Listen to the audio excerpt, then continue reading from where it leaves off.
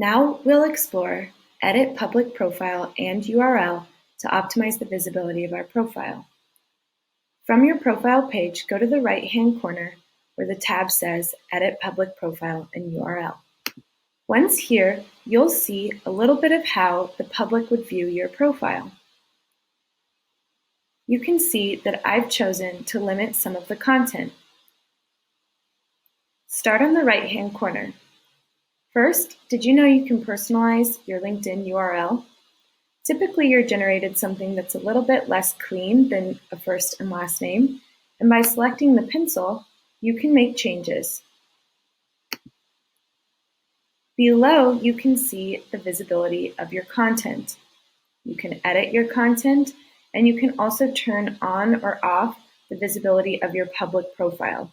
This means that my profile is visible to LinkedIn and non-LinkedIn users to see what I'm up to. LinkedIn has a required setting for basic profile visibility. But what you can decide is whether your profile photo is visible only to people you've connected with, people that have connected within your network, so a friend of a friend, if you will, all LinkedIn members, or public. My recommendation is to use, at the very least, all LinkedIn members, and if not, set it to public. This will be a warmer welcome to potential new connections. Below, you'll find a variety of settings where you can show or hide content.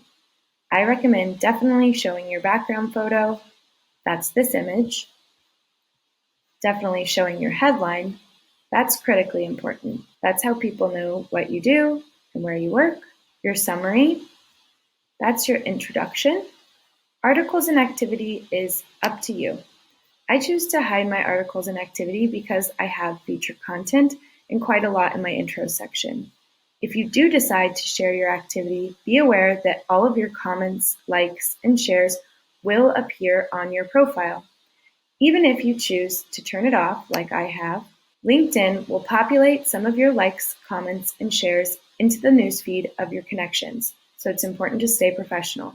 I recommend keeping your current experience active. You can decide to hide the details, which I've done in order to keep a clean and concise experience section. I also recommend to set your settings so that your past experience shows. This gives your audience a greater understanding of what you've done and where you're coming from. Education, again, as a best practice, it's great to keep that visible. That way, other alum from Fort Lewis College can see that that's where I went to school. It might be a way for us to connect or a way for me to get in with a new connection. The final section to be aware of is certifications, courses, groups, and recommendations.